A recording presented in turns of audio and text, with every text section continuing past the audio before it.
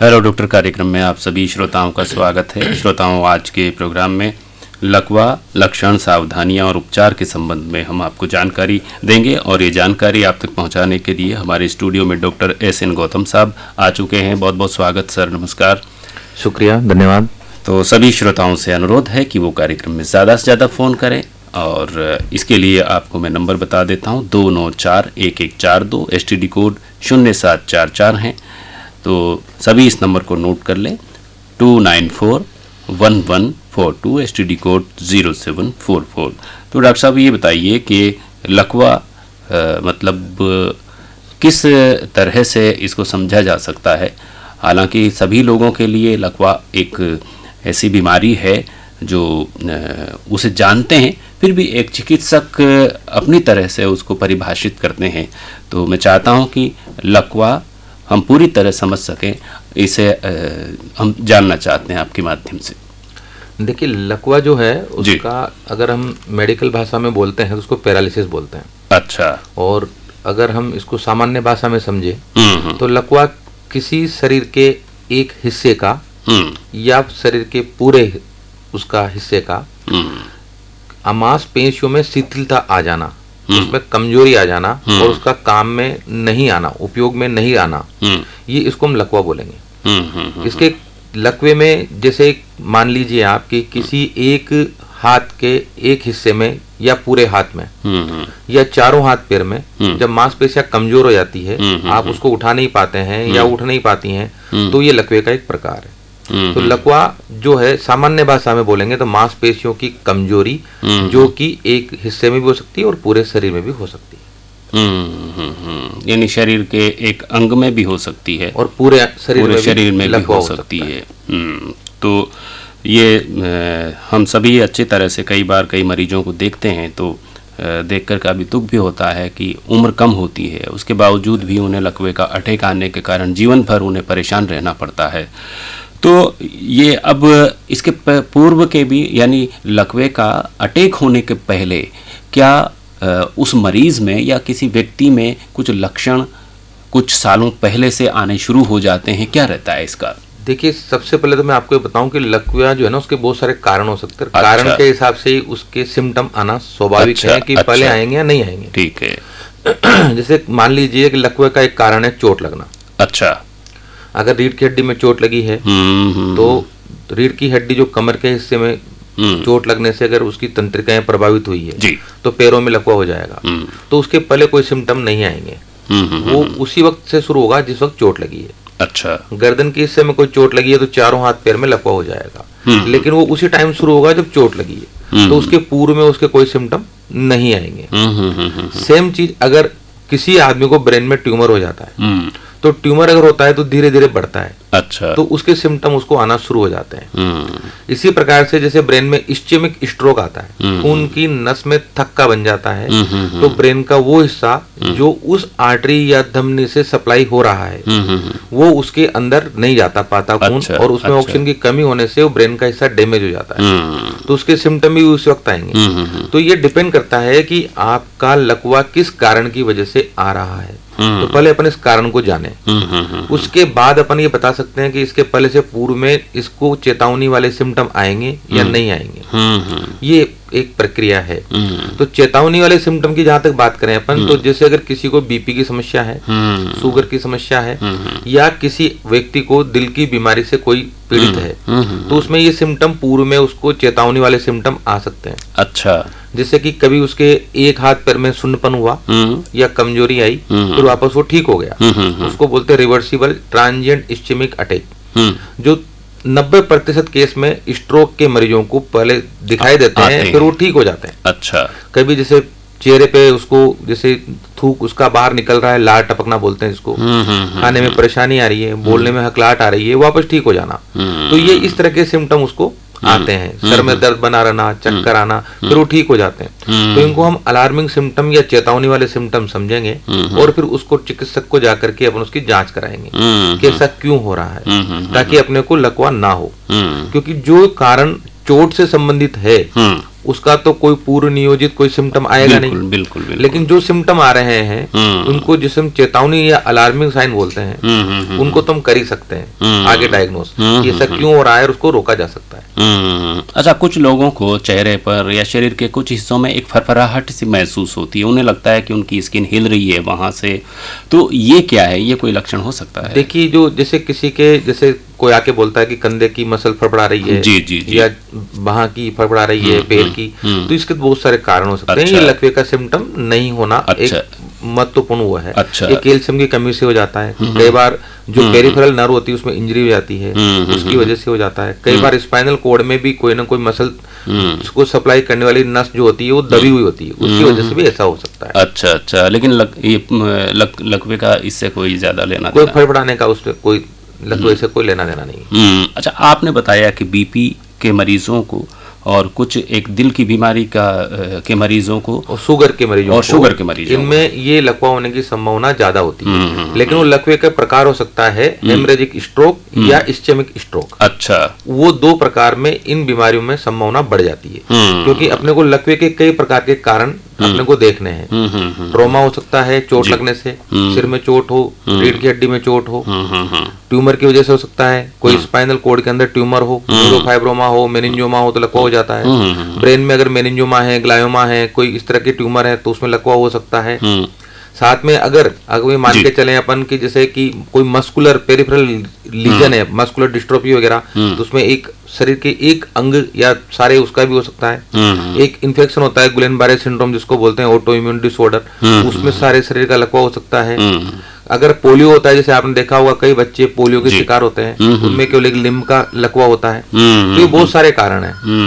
एक श्रोता है, ले लेते हैं उनको, मैं बीच में काटना पड़ रहा है बातचीत को, लेकिन श्रोता फिर बंद कर देते हैं थोड़ी देर बाद। हेलो, नमस्कार। हाँ नमस्कार, स्वागत है जी आपका। जी नमस्कार डॉक्टर साहब। नमस्ते। मैं मीना जी कह रहा था, थोड़ा मोबाइल में आवाज कम आ रही है, थोड़ी रेडियो की आवाज बढ़ा दीजिए ना। अच्छा, रेडियो की आवाज तो आपके पास ही है, वॉल्यूम मेरे पास थोड़ी ना है। आपका जो प्रोग्राम चलता है सवेरे जो है, ये भक्ति संगीत वगैरह, उसमें बहुत धीरे धीरे आवाज आती है। अच्छा, काफी दिनों से दिक्कत है। अच्छा, कहाँ से बोल रहे हैं? कहाँ से बोल रहे हैं? आर-के-पुरम से बोल रहे हैं सर, कोटा आर-के-पुरम से बोल रहे हैं। अच्छा, तो बहुत कम आवाज आती है आपको, कम सुनाई देता है?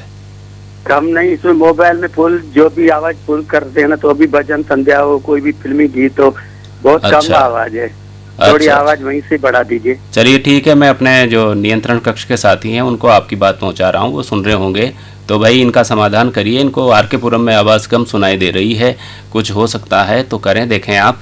चलिए अब सवाल पूछें। खराबी है, कोई हाँ सर, खराबी हो तो ठीक करवाइए। हाँ जी बिल्कुल, मैंने उनको अनुरोध कर दिया, वो देखेंगे तुरंत क्या स्थितियां हैं। तो बताएं क्या सवाल है आपका? कोई सवाल है आज के प्रोग्राम में? सवाल ये है कि मेरे पैरों के जो एरिया है इसमें थोड़ा झंझनाहटपन हो जाती है, और चलने में एक एहसास होता है कि है ना कि जमीन ही नहीं हो जाती है, ऐसे लगता है जैसे कोई नीचे जमीन नहीं है। ओहो, अच्छा। अब डॉक्टर साहब बता रहे हैं आपको, उनकी बात ध्यान से सुने जी।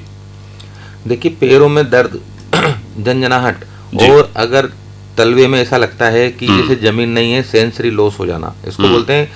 मतलब जैसे कोई भी चीज का पता नहीं चलना कि रुई है, जमीन है, क्या है। तो ये एक पोस्टीरियर कॉलम इन्वॉल्वमेंट के साइन होते हैं। तो इसके लिए आपके कहीं ना कहीं या तो स्पाइनल कॉर्ड के अंदर कोई न कोई परेशानी है और नस दबी हुई है। इसके लिए आप एक बार जाकर के निकट में अपने मेडिकल कॉलेज में जाकर के दिखाएं। तो उसके लिए मैं आपको बता देता हूं कि न्यूरो सर्जरी का आउटडोर प्रत्येक गुरुवार, जो कि आज भी है, कमरा नंबर 4 सुपर स्पेशलिटी ब्लॉक, और मंगलवार शनिवार को न्यूरोलॉजी विभाग का भी होता है वहाँ पे कमरा नंबर 5 में। तो आप परामर्श लें और जांचें करवाएं। ठीक है जी, बहुत बहुत धन्यवाद आपका। तो हम चर्चा कर रहे थे, तो मैं आपको बता रहा था टाइप क्या क्या हो सकते हैं। लेकिन जो डायबिटीज है, बीपी है और अपने दिल की बीमारी है, इनमें इस्चेमिक और हेमरेजिक स्ट्रोक जो भी एक लकवे का कारण है, इनकी संभावना बढ़ जाती है। उसका कारण यह है कि शुगर जिनको है उनको कोलेस्ट्रॉल की मात्रा बढ़ जाती है, धमनियों में कोलेस्ट्रॉल जमना शुरू हो जाता है। बीपी बढ़ने और कम होने से धमनियों के संकुचन और उसके फैलने की क्षमता वो प्रभावित होती है। उसकी वजह से जो छोटी छोटी धमनियां होती हैं उनमें स्पाज्म आ जाते हैं, ऐसे सेम चीज अगर दिल की बीमारी है तो कहीं वहां पे जैसे थ्रोम्बोसिस वगैरह छोटे मोटे जो बने होते हैं वो वहां से निकल करके टूट टूट के धमनियों में जाके फंस जाते हैं। तो वो जो धमनियां हैं जो खून लेके जाती हैं दिमाग के किसी हिस्से में, वहां जाकर के जब वो ब्लॉक कर देती हैं तो आगे के हिस्से में स्ट्रोक आ जाता है। स्ट्रोक दोनों तरह से हो सकता है, आगे की धमनी फट भी सकती है तो ब्रेन में हेमरेज हो जाता है, उसकी वजह से लकवा हो जाता है, या वो स्पाज्म आ गया, ब्लॉक हो गई, आगे खून नहीं पहुंचा तो इस्केमिक स्ट्रोक हो जाता है। तो उसमें खून नहीं पहुंचने से भी उसके लक्षण प्रभावित अपने को दिखते हैं। तो अभी एक श्रोता का फोन आ रहा था, मैं चाहता था कि वो अगर कुछ और देर तक रहते लाइन पर तो ज़रूर लेता मैं उसे। बहरहाल, अच्छा अब डॉक्टर साहब ये बताइए कि जो बीपी के जो मरीज़ हैं जिनकी दवा चल रही होती है बीपी और शुगर की, वो किस तरह की जब लापरवाही अपनी दवा में कर देते हैं तो लकवे की स्थिति बन सकती है? देखिए, बीपी और शुगर जी या थायराइड मान लीजिए, जी जी बीमारियां ऐसी हैं जिनमें जैसे ही दवाई शुरू होती है वो उसको कंट्रोल कर देती हैं। मरीज और मरीज के रिश्तेदार सामान्यतया उन दवाओं को छोड़ते नहीं है, पर कुछ प्रतिशत लोगों में ऐसा देखा जाता है कि वो उनको लगता है कि हमारा बीपी अब ठीक हो गया है तो अब दवाई की कोई आवश्यकता नहीं है, या शुगर हमारी कंट्रोल में है अब दवाई की आवश्यकता नहीं है, या हम कोई आयुर्वेद देसी इलाज ले रहे हैं, ये ले रहे हैं, इससे कंट्रोल हो गया अब दवाई नहीं लेनी है। तो इसमें दो तरह की बातें हैं। पहली बात, अगर आपको कोई आयुर्वेदिक या देसी दवाई ले रहे हैं और उससे कंट्रोल है, अच्छी बात है, लेकिन आप इस दवाई को ना छोड़ें।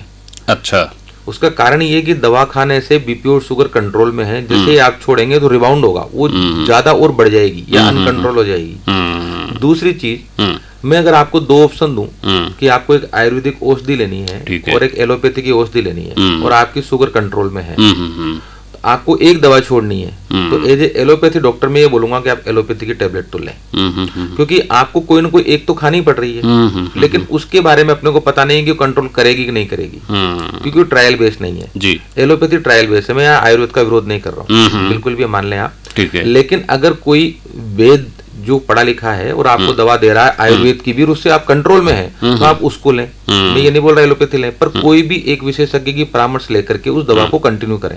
ये नहीं कि कंट्रोल होने के बाद आप उसको छोड़ दें, छोड़ना नुकसानदायक है, क्योंकि वो वापस अनकंट्रोल होगी और फिर कंट्रोल में आना मुश्किल हो जाता है। तो यहाँ एक छोटा सा ब्रेक लेंगे, ब्रेक के बाद में फिर लौटेंगे कार्यक्रम में।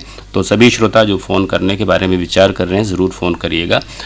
तो हम बातचीत कर रहे थे सर कि अगर वो दवा जो है नियमित रूप से लेने में कहीं ना कहीं अनियमितता कर देते हैं या उन्हें लगता है कि उनका बीपी कंट्रोल है, तो उनको नुकसान हो सकता है और कभी लकवे की आशंका बनी रहती है जी। दूसरा मैं यहाँ एक चीज और बता दूं, जैसे लकवे के मरीज हो जाते हैं, जैसे किसी को स्ट्रोक का मरीज है, उसको हम खून पतला करने की दवा चालू रखते हैं जी, उसको महीने 2 महीने बाद ऐसा लगता है कि मेरे को कोई सुधार नहीं आ रहा है तो दवा बंद कर देता है।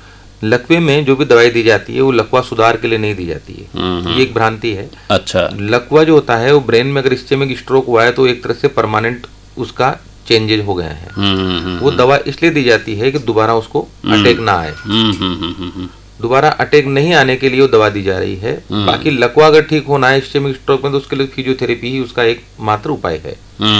जिस व्यक्ति को एक बार स्ट्रोक आया है उसको 10 गुना चांस रहते हैं दोबारा आने के, इसलिए वो दवा उसको कंटिन्यू करनी चाहिए। अच्छा, जहां तक बात करें अपन इसके उपचार की, तो लकवे का सबसे बेहतरीन उपचार जो है वो उसको बचाना है कि लकवा ना हो। इस उपचार के बारे में आगे बढ़ेंगे, लेकिन एक कॉलर हमने होल्ड कर रखे हैं तो उनसे उनका फोन सुन लेते हैं, क्या कहना चाह रहे।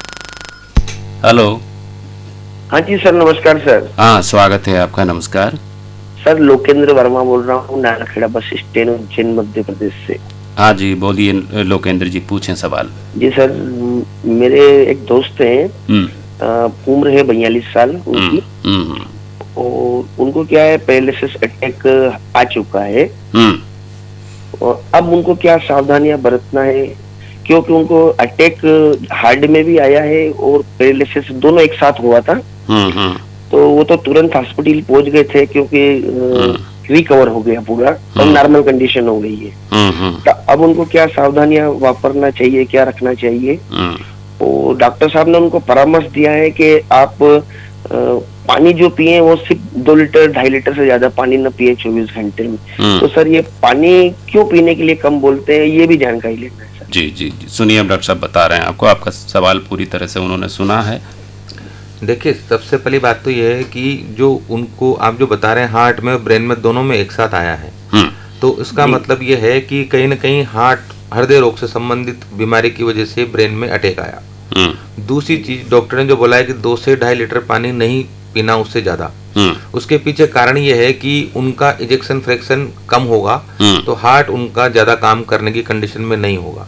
अगर वो पानी ज्यादा पिएंगे तो ऐसा मुझे लगता है, क्योंकि मैं रिपोर्ट देखी नहीं है, पर जो आप बता रहे हैं तो वो आपका हार्ट फेलियर की तरफ चला जाता है। वो इजेक्शन फ्रैक्शन कम होने से वो उतना पानी उसको नहीं पीना चाहिए कि हार्ट में ओवरलोड हो जाए। तीसरी बात, क्या सावधानी रखनी चाहिए, तो सावधानी डॉक्टर साहब ने उनको कोई भी खून पतला करने से संबंधित दवाइयां दी होंगी, खून गाढ़ा होना रोकने के लिए दवाई दी होगी, उन दवाओं को कंटिन्यू रखें। बीपी और शुगर की अगर दवाई चलती है तो कंटिन्यू रखें। किसी भी तरह का कोई इस तरह का अलार्मिंग सिम्टम की कोई हाथ पैर में झंझनाहट, चेहरे में टेढ़ापन, मुंह से लार टपकना, सिर में दर्द लगातार बने रहना या उल्टी आना, तो तुरंत डॉक्टर को दिखाना है। इन चीजों का ध्यान रखना है। जी बहुत बहुत धन्यवाद आपका। जी सर, एक और है सर, ये EF उनका 30% से 35% तक है। मैंने आपकी बात सुन करके बोला कि उनका इजेक्शन फ्रैक्शन कम होगा, इसलिए पानी पीने की मात्रा उन्होंने सीमित कर दी है। एक और श्रोता जुड़े हैं, तुरंत बातचीत करते हैं उनसे भी। हेलो। हाँ जी, नमस्ते, क्या नाम है, कहाँ से बोल रहे हैं? हेलो।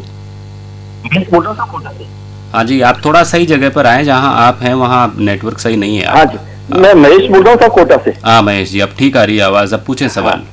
सर, मैं कार्डिक पेशेंट हूँ, मेरा CABG PTCA दोनों हो चुका है ना। और लेकिन क्या है, जैसे और मेरा मेडिकेशन बराबर रखता हूँ, हेल्थ के प्रति छोटी मोटी एक्सरसाइज वगैरह सब जो भी बताए उसके हिसाब रहता हूँ, संतुलित आहार लेता हूँ। लेकिन सर सोता हूँ, जब सुबह उठता हूँ ना तो हाथों में सनसनाहट सा रहता है, तो मतलब और बाइट बहुत आते हैं, तो ये क्या इंडिकेशन करते हैं सर? जी सुनिए। देखिए, आपके इससे हार्ट का तो कोई संबंध नहीं है, पहली बात। दूसरी बात, अगर जब सोते हैं आप तो आपके हाथ पैरों में बाइटें आते हैं, हाथों में झंझनाहट होती है, तो ये जो लक्षण है वो सर्वाइकल स्पॉन्डिलोसिस के तरफ इशारा करते हैं।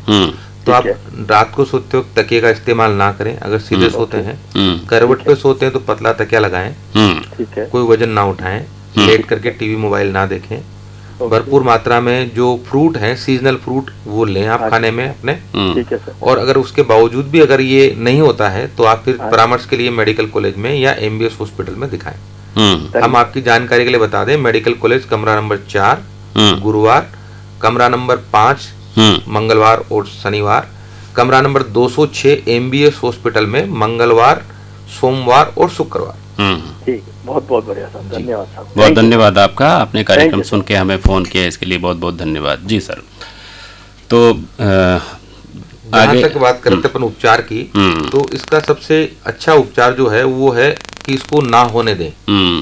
सबसे बेहतर उपचार एलोपैथी में किसी भी बीमारी का वो है कि बीमारी ना होने दें। इसीलिए वैक्सीन वगैरह जो लगाए जाते हैं वो इसलिए है कि बीमारी ना हो।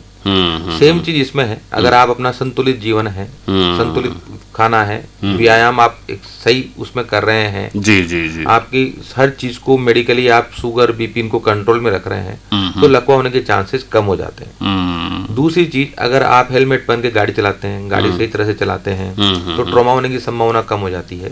जब चोट नहीं लगेगी तो आपको चोट के होने वाले लकवे नहीं होंगे। तो इस तरह की बीमारियों से आपको बचा जा सकता है। अब रही बात उपचार की, एक और श्रोता आ गए सर जी, उनकी बात सुन लेते हैं। हेलो। जी नमस्ते। हाँ नमस्ते, बहुत बहुत स्वागत जी आपका। जी डॉक्टर साहब, मेरे हस्बैंड को शुगर है, शुगर भी बढ़ जाती है कभी, तो उनकी इंसुलिन वगैरह सब चलते हैं, कभी कभी ऐसे हो जाते हैं जैसे ज्यादा शुगर आती है तो टेढ़ापन सा हो जाता है, मतलब तो ये कहीं वो तो नहीं लगा कि आपने भी कार्यक्रम अगर शुरू से सुना है तो हम पहले से बोल रहे हैं, बीपी शुगर इनकी मात्रा जो भी दवाई चल रही है उससे कंट्रोल में रहनी चाहिए। अगर वो कंट्रोल में नहीं है तो लकवे का एक कारण, बहुत संभावित कारण है।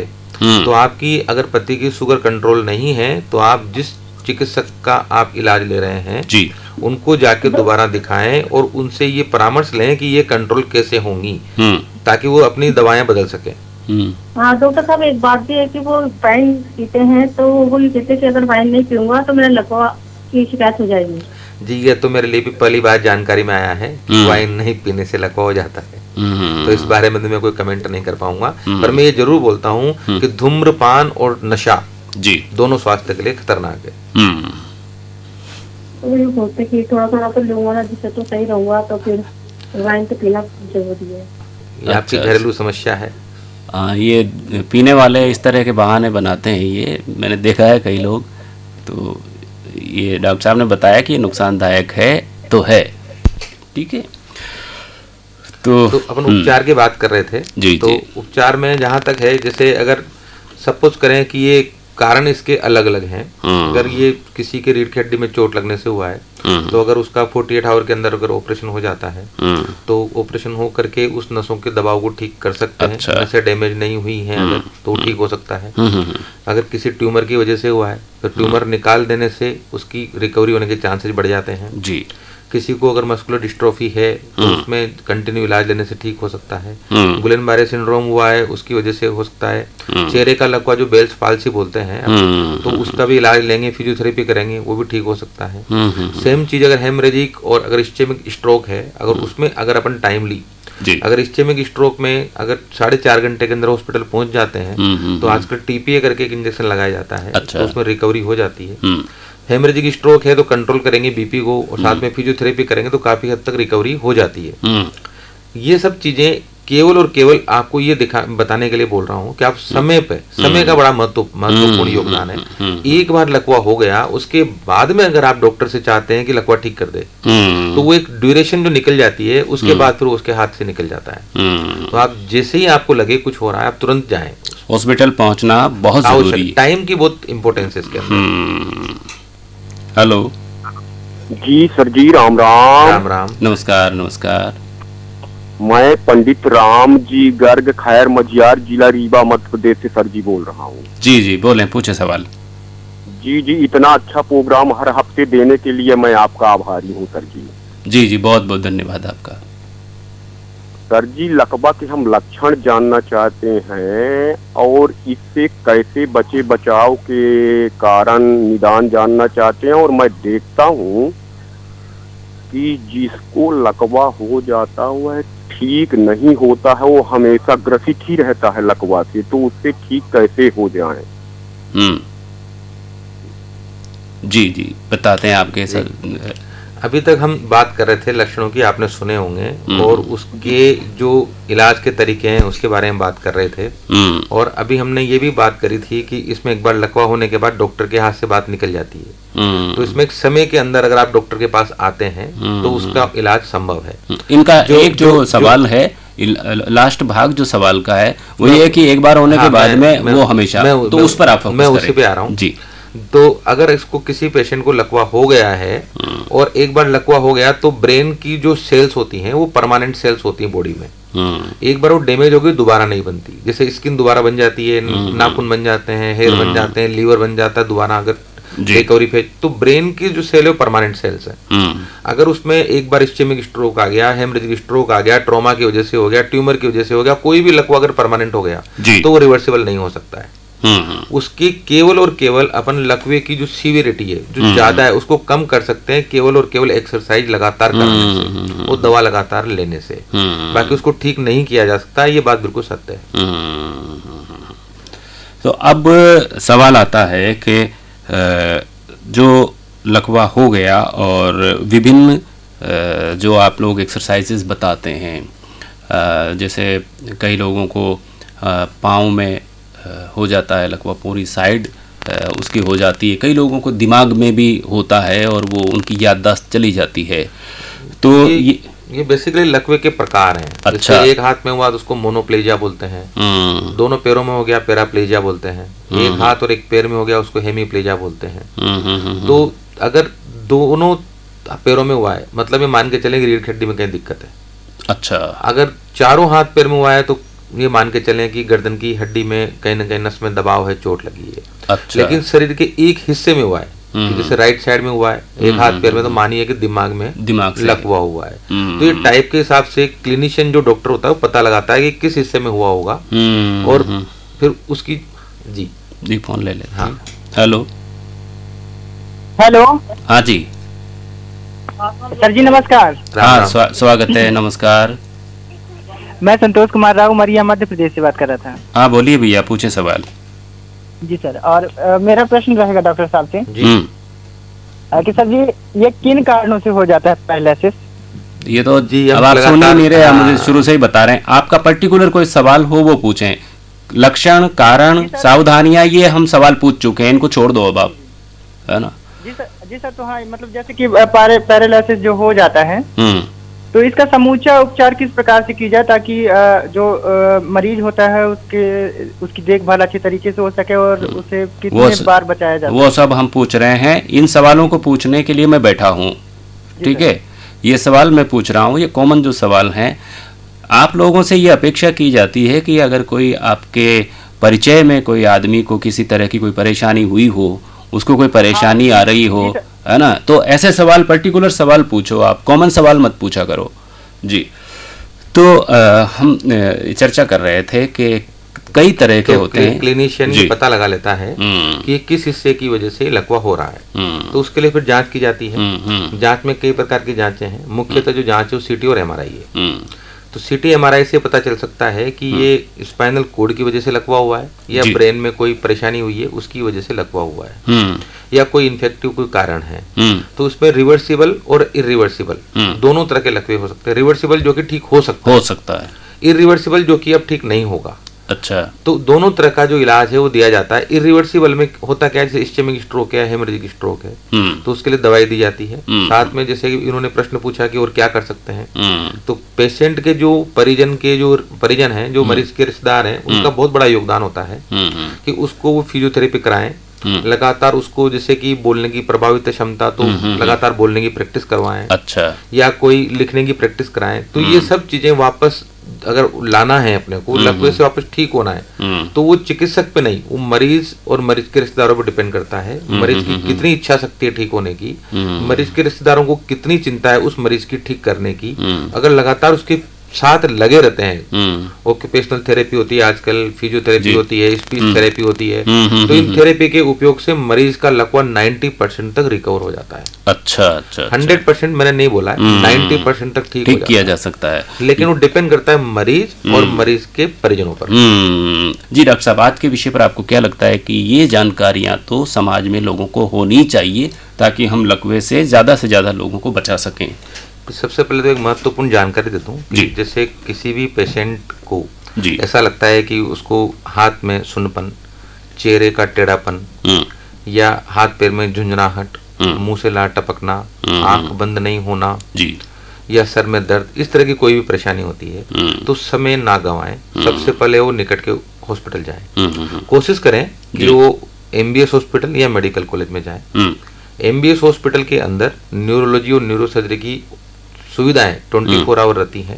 तो ये ना सोचे कि इमरजेंसी में किसी अन्य अस्पताल में जाऊंगा, फिर सरकारी में जाऊंगा। अच्छा। सरकारी अस्पताल में सब इलाज निःशुल्क है, नंबर 1, सारी सुविधाएं हैं, सारे विशेषज्ञ और योग्य डॉक्टर वहां सेवाएं देते हैं, और 24 आवर न्यूरोलॉजी और न्यूरोसर्जरी में जो कि हमारे यहाँ पे एमसीएच और डीएम कर रहे हैं वो रेजिडेंट उपलब्ध होते हैं, तो विषय के विशेषज्ञ रहते हैं जी। तो वो तकलीफ को पहचान के उसके निदान करने में उसके सहयोगी बनेंगे।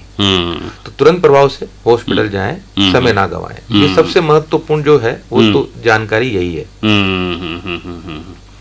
अच्छा, अब ये जो इलाज जो इसका इलाज है, इस इलाज के बारे में कुछ कहना चाहते हैं आप? एक बार इलाज कराने के बाद में जब अस्पताल से उसकी छुट्टी हो जाती है मरीज की, उसके बाद में उसको क्या सावधानी या क्या ध्यान रखना है? सबसे बड़ी प्रॉब्लम यही होती है कि एक बार इलाज हो गया, पेशेंट की छुट्टी कर दी, डिस्चार्ज हो गया, फिर वो फॉलोअप में नहीं आता। अच्छा, जबकि हर तरह के लकवे में ऐसा नहीं होता कि आपको बार बार बुलाया जाता है, लेकिन किसी तरह के लकवे में ऐसा है कि आपको जिंदगी भर दवाई खानी है। जैसे इस्चेमिक स्ट्रोक है या हेमरेजिक स्ट्रोक है, आपको जिंदगी भर दवाई चलती है, खून पतला करने की चलेगी, बीपी की चलेगी, शुगर कंट्रोल करने की चलेगी। सेम चीज अगर ट्यूमर में है, ट्यूमर ऑपरेट करा लिया तो एंटी कन्वर्जेंट चलेंगे आपके, फॉलोअप में आपके स्कैन होंगे, दोबारा रिकरेंस तो नहीं हो रहा। मस्कुलर डिस्ट्रोफी है, उसमें लाइफ लॉन्ग आपको दवाई खानी होती है। ट्रॉमा की वजह से हुआ है तो आपको 6 महीने से 2 साल तक दवाई लेनी है, फिर वो ठीक हो जाता है तो दवाई नहीं लेनी होती। तो हर तरह का एक फॉलोअप होता है। तो आपके चिकित्सक की जो सलाह है उसके हिसाब से आपको आगे बढ़ना है। कई बार होता क्या है, मरीज ठीक हो गया, फिर वो फॉलोअप से गायब हो जाता है, फिर वापस आता है। जैसे हमने ट्यूमर ऑपरेट किया, लकवा ठीक हो गया, वो पेशेंट घर चला गया, मैंने 2 महीने फॉलोअप में आया, फिर गायब हो गया, फिर आता है वो 1-2 साल बाद, जब उसको वापस दोबारा से लकवा हो जाता है। तो वो दवाई जो छोड़ देता है, कई बार उसको वापस कन्वर्जन आ जाते हैं, या कई बार ट्यूमर रिकरेंस हो जाता है, हमें भी पता नहीं होता और वो बड़ा करके वापस आता है। तो सबसे इम्पोर्टेंट है फॉलोअप में रहना, जागरूक बने, अपने शरीर के लिए जागरूक बने और चिकित्सक को समय पर दिखाएं। क्योंकि मैंने अभी थोड़ी देर पहले बोला, इलाज अब निःशुल्क है, इलाज का पैसा नहीं लगता है। अच्छा, सरकारी अस्पतालों में सब कुछ निःशुल्क है। सरकारी योजनाओं का फायदा उठाएं और वहां से दवा परामर्श निःशुल्क लें, जांचें भी निःशुल्क होती हैं, उसमें पैसा लगता नहीं है, चिंता ना करें, पर दिखाएं। अच्छा, कुछ चीजें जो हमेशा से बनी हुई हैं और कई बार हम ये सोचते हैं कि समाज में शिक्षा का जब प्रतिशत बढ़ेगा तो हम शायद उन अंधविश्वासों से मुक्त होंगे, लेकिन ये मिथक जो है, ये एक तरह से भ्रम साबित हुआ कि शिक्षा बढ़ने के साथ में कुछ अंधविश्वास खत्म होंगे, नहीं हुए। मेरे को लगता है कि आपकी मुस्कान देखकर मुझे लग रहा है आप मैं जो कहना चाह रहा हूँ वो समझ रहे हैं। आज भी लोग लकवा झड़वाने के लिए और बहुत सारी जगहों पर जाते हैं कि यहाँ जाने से और वो लकवा ठीक हो जाता है, और अस्पतालों में समय पर नहीं पहुँचते हैं। तो अब आप बताएं कि क्या क्या करना चाहिए। देखिए, ये तो आम भाषा में अगर देखें अपन तो जैसे कोई पीलिया झड़वा रहा है, कोई लकवा झड़वा रहा है, ये होता है। कोटा के आसपास भी अगर अपन देखेंगे तो गोपालपुरा माता जी हैं, एक बिजोलिया में है, एक कामखेड़ा है, एक मेरे संज्ञान में और है, कहीं नाम याद नहीं आ रहा मुझे। ये 3-4 जगह तो कोटा के आसपास है। वहां पे शनिवार को लोग जाते हैं रात को और वहां रुकते हैं, रविवार को आते हैं। तो परामर्श हेतु जो मरीज आते हैं वो शनिवार को ज्यादा आते हैं हमारे पास भी। अच्छा, वो चाहते हैं कि डॉक्टर देख ले, दवाई लिख दे, फिर हम माता जी के चले जाएंगे, वहां से वापस आ जाएंगे। एक संख्या है जो शनिवार और सोमवार को बढ़ जाती है। अच्छा, क्योंकि मरीज वहां जाते हैं। लेकिन होता क्या है कि अगर मरीज का विश्वास भगवान पर है तो ये भी अच्छी बात है, हम उसको मना नहीं करते। लेकिन हम साथ में, मैंने पहले शुरुआत में बोला कि आप दवाओं को ना छोड़ें। 100 में से 90% जो लकवे होते हैं वो अपने आप ठीक हो जाते हैं पहली बार। अच्छा, उनको बोलते हैं हम ट्रांजिएंट इस्चेमिक अटैक। अच्छा, आपको 10 मिनट 2 मिनट के लिए हाथ पैर में कमजोरी आई, फिर वो ठीक हो गई। अपन उसको लेके जाते हैं किसी मंदिर पे या किसी साधु फकीर, किसी न किसी के पास झड़वाते हैं, उजाड़ा लगाता है, वो ठीक हो जाता है। उस वक्त उसके वो अलार्मिंग सिम्टम थे। अच्छा, कि ये उसको पहली बार हुआ है और अब डॉक्टर के पास नहीं जाएगा तो तकलीफ बढ़ जाएगी। लेकिन मरीज और उसके रिश्तेदार सोचते हैं कि वो ठीक हो गया है। जब वो दोबारा होता है तो वापस वहीं जाता है, लेकिन तब वो किसी काम का नहीं रहता है। तो अगर ऐसा होता है तो आप जहाँ जाना है जाओ, झड़वाओ उसको, माता जी जाओ, भैरव जी जाओ, लेकिन एक बार डॉक्टर से जरूर मिलो ताकि आपका पता तो चले ये TIA हुआ था या आपको वाकई में इस्चेमिक स्ट्रोक था छोटा सा, या कोई अन्य कारण था BP शुगर का, ताकि भविष्य में ना हो। भगवान भी आपको चेतावनी दे रहा है, उस चेतावनी को समझे। क्योंकि भगवान ने ही आप मंदिर बनाया ना, तो भगवान ने डॉक्टर भी बनाया है, उसी ने दवाई बनाई है, डॉक्टर ने दवाई नहीं बनाई है, भगवान ने बनाई। ये मान के चले और भगवान की सलाह को माने, डॉक्टर को दिखाएं और दवाई भी ले लें। अच्छा, आपके विषय से BP और शुगर सीधा सीधा से जुड़ा हुआ है। BP शुगर दिल की बीमारियां, ये बहुत सामान्य चीज है हिंदुस्तान में लकवे के कारण के लिए। इसके लिए आपको नियमित रूप से व्यायाम करना चाहिए। सीजनल फ्रूट, जो मौसमी जो भी फ्रूट आते हैं वो लेने चाहिए बराबर। संतुलित आहार लेना चाहिए जी, और साथ में आपकी दिनचर्या व्यवस्थित रहनी चाहिए। प्रॉपर अगर आप रिलैक्स नहीं रहेंगे, प्रॉपर नींद नहीं लेंगे तो उसमें आपका BP बढ़ेगा, तनाव बढ़ेगा, स्ट्रोक की समस्याएं बढ़ जाएंगी। तो मैं ये कह रहा था, मैंने कहा सोशल मीडिया आज बहुत प्रभावी है, हर हाथ में चीज़ें आ रही हैं, और सोशल मीडिया पर मैं कल देख रहा था तो हर तीसरी पोस्ट में कुछ विशेषज्ञ थे, तो वो ये दावा कर रहे थे कि जो BP की जो दवा दी जा रही है, BP कंट्रोल करने की जो दवा दी जा रही है चिकित्सकों द्वारा, और उन्होंने सीधा सीधा बोला एलोपैथी की जो दवा दी, आपको जहर दिया जा रहा है, और वो कुछ ऐसे घरेलू और कुछ चीज़ें जड़ी बूटियां बताते हैं जिससे पूरी तरह से आप ठीक हो सकते हो। तो ये बहुत ज़रूरी हो गया कि इसका सही सटीक, क्योंकि लोग तो आ जाते हैं भ्रम में, वो तो परेशान होते हैं, उन्हें तो जहाँ भी उम्मीद की किरण नज़र आती है वो तुरंत उसको अपनाते हैं इसके बारे में कुछ कहिए सर। देखिए, जो भी दवाइयाँ दी जाती हैं उनके लिए पहले ट्रायल होता है। पहले जैसे ट्रायल ए 100 में उस पे किया जाता है व्यक्तियों पे, उसमें अगर सक्सेसफुल हो जाता है और उसके ऊपर साइड इफेक्ट नहीं आते तो ट्रायल बी पे जाता है, उसमें तकरीबन 1000 लोगों पे किया जाता है। फिर देखा जाता है उस दवा के साइड इफेक्ट ना हो और उसके इफेक्ट आ रहे हैं, फिर उसको 10,000 पे किया जाता है, फिर उसके बाद 1 लाख की पॉपुलेशन पे किया जाता है, और जब अगर 1 लाख की पॉपुलेशन पे भी अगर साइड इफेक्ट आ रहे हैं तो उस दवा को बैन कर देते हैं। उस पे साइड इफेक्ट नहीं आ रहे हैं और दवा कारगर है तभी उसको मार्केट में उतारने के लिए उसको लाइसेंस दिया जाता है।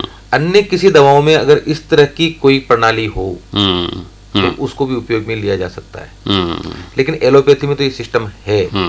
बाकी में अगर ऐसा मैंने कहा, मैं किसी चीज का विरोधी नहीं हूँ, लेकिन अगर ट्रायल बेस कोई चीज ली जा रही है तो वो लेनी चाहिए, लेकिन ट्रायल बेस केवल और केवल अपने आप का प्रचार, दूसरों का दुष्प्रचार करके किया जा रहा है तो गलत है और ऐसा नहीं होना चाहिए। अगर इस दुष्प्रचार में आकर के कोई व्यक्ति उसकी बात को मानता है तो वो स्वयं का नुकसान करता है, क्योंकि साइंस में भी प्रयोग खुद के शरीर पे नहीं किए जाते, पहले चूहे पे किए जाते हैं, फिर गिरफ्त पे। तो जो दुष्प्रचार कर रहे हैं वो उसका प्रयोग कर रहे हैं उन व्यक्तियों पे जो ना समझे। इससे ज्यादा मैं कुछ नहीं बोल सकता इस बारे में। अगर मान लीजिए लोग जो है इस तरह से जाते रहते हैं, कई जगह सुनते हैं, कई लोगों के यहाँ पे भीड़ लगी हुई है, कुछ वो झाड़ू देते हैं, कुछ कहीं पर वो जो है एक थपकी देते हैं, मरीजों के माथे पर मारते हैं, कहीं पीठ पे मारते हैं, कहीं कहाँ मारते हैं वो, तो ये सब क्या है सर? ये हमारे पास परसों एक पेशेंट आया है जिसको कमर में दर्द था, उसको नाम तो नहीं लूंगा मैं, और एक चिकित्सक के ही रिलेटिव थे। अच्छा। लेकिन अब देखिए कि पढ़े लिखे लोग उनको चिकित्सक समझा रहे हैं, ऐसा नहीं है, पर अब नहीं समझते क्योंकि लोगों को डॉक्टर से डर लगता है। उसको लगता है कि ये ऑपरेशन कर देंगे, ये ऐसा कर देंगे। वो किसी के पास चले गए, उल्टे जो पैदा होते हैं ऐसा बोल करके उसको लात लगा दी, लात लगाते रीढ़ की हड्डी में L2 में फ्रैक्चर हो गया, फिर हमारे पास आए। तो ये भ्रांतियां चलेंगी, ये देश भ्रांतियों में भी शुरू से चला आ रहा है और चलता रहेगा। इसके निराकरण का प्रयास नहीं करना है। मेरा मानना यह है कि जो अपन कर सकते हैं अच्छा वो करें, किसी को ना तो निंदा करें ना किसी को गलत ठहराएं। वाह, अपने को अपना काम करना है। ये अपने विवेक जो है ना, हाँ, उससे अपने को काम करना। किसी को अच्छा और बुरा साबित करना अपना नहीं है, अपना काम ये है। लेकिन समाज को एक निकालना तो हमारा काम है कि आप अपना काम करते रहें। समाज अपने आप आपके अच्छे काम हो रहे हैं तो समाज अपने आप आपसे जुड़ेगा। जी जी, आप बता करके कितना ही कुछ कर ले, वो नहीं जुड़ेगा। आप अपना काम करते रहें। तो सर, आज के विषय पर और क्या बात आप हमारे श्रोताओं को बताना चाहते हैं, जरूर बताएं, क्योंकि कार्यक्रम का समय अब 2 मिनट हमारे पास बचा। सबसे पहले आप जब भी आपको लगे कि आपके मुंह में कोई टेढ़ापन है, लार टपक रही है, आंख बंद नहीं हो रही है, शरीर के एक हिस्से के अंदर कमजोरी या सुन्नपन आ रही है और सर में दर्द है, तो आप समय बिल्कुल ना गंवाएं, तुरंत प्रभाव से निकट के अस्पताल या सरकारी अस्पताल में पहुंचे, क्योंकि 4.5 घंटे के अंदर अगर आपकी जांच हो जाती है, इस्केमिक स्ट्रोक है, दवा लग जाती है तो रिकवर हो सकते हैं पूर्णतया। आपको लकवा नहीं होगा, आप ठीक हो सकते हैं। ये सिम्टम लगातार बने भी रहते हैं तो भी उसका उपचार संभव है। दूसरा, अगर ट्रॉमा हुआ है तुरंत अस्पताल पहुंचे, उसका इलाज करवाएं। ट्यूमर है तो भ्रांतियों में ना पड़े, उसको ऑपरेशन करवाएं। जो भी करना है आपको निकट के चिकित्सक को दिखाना जरूरी है। तो श्रोताओं, आज हमने लकवा, लक्षण, सावधानियां और उपचार पर चर्चा की और हमारे विशेषज्ञ डॉक्टर SN गौतम जी आए। डॉक्टर साहब, बहुत बहुत धन्यवाद आपका कार्यक्रम में आने के लिए। धन्यवाद आपको। हम आपको बता दें, इस कार्यक्रम के संयोजक हरिओम मीणा और ये कार्यक्रम आपके लिए प्रेजेंट किया रामनारायण मीणा ने। अब आज के इस कार्यक्रम से हमें दीजिए अनुमति। नमस्कार। यह आकाशवाणी कोटा बूंदी का चंबल चैनल है। थोड़ी ही देर में आप प्रादेशिक समाचार हमारे जयपुर अजमेर केंद्र से सुनेंगे।